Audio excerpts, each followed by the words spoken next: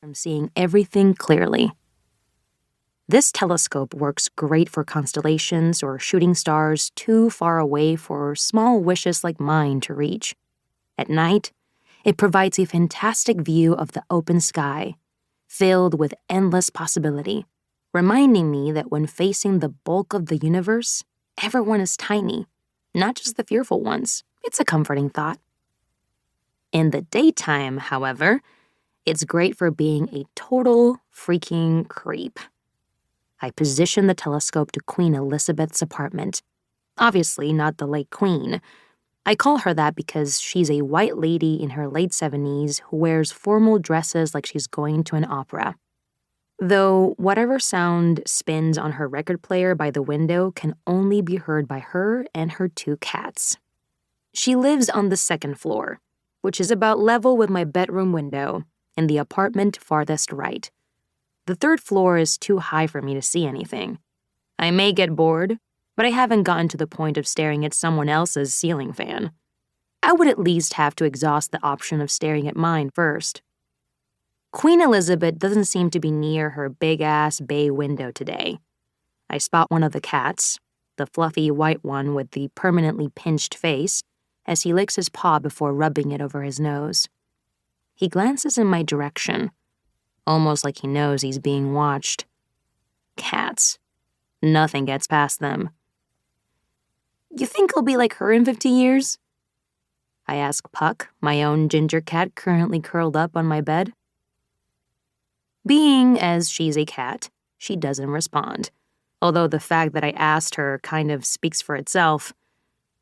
Swallowing that thought, I slide the lens over to the next window. Mr. Conspiracy has his curtains drawn shut during the day, so it's not like I actually watch him, which is almost a bummer since he's directly across from my window and would offer the best view. I only know that he looks like a 30-something-year-old white man because one time there was a manhunt nearby, and the LAPD had a helicopter circling real close. He happened to have the curtains open just enough to see if someone was hopping buildings. It was a really lucky break.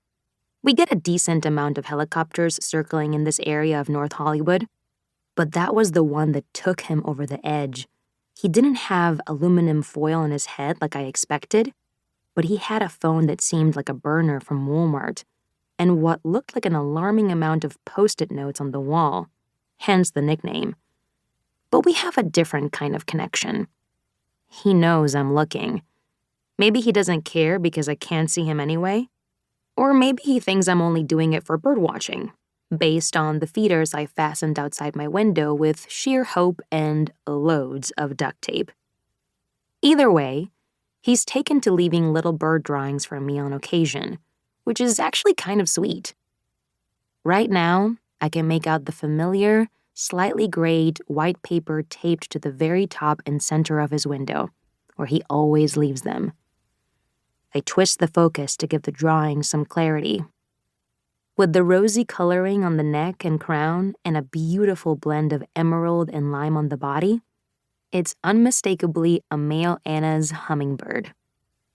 A smile creeps up on my lips. Mr. Conspiracy may be a weird dude, but he's a great artist. And sadly enough, he might just be one of my closest friends. Sure, I've only seen him once, but there isn't anyone else drawing birds for me. Romeo and Juliet live below Mr. Conspiracy. I don't care about Shakespeare like my mom with her classical theater obsession, but being named after a character from one of his plays is a pain I know too well. Though as far as Shakespearean names go, I kind of got lucky with Bianca. I tried to fight Mom when it came to naming the cat, but she won. She always wins. Romeo and Juliet bring it upon themselves, though. They're all over each other 24/7 with the curtains wide open, like they get off on the idea of someone watching. I try to avoid it. Sure, they aren't bad looking, and I'd be lying if I said Juliet wouldn't have me freezing my sheep self any day. But even creeps have to draw the line somewhere, and mine is at the PG rating. Romeo stands by the window, about to... To keep listening to this audiobook, I've left you a link in the description so you can do it, at no cost thanks to Audible's 30-day free trial.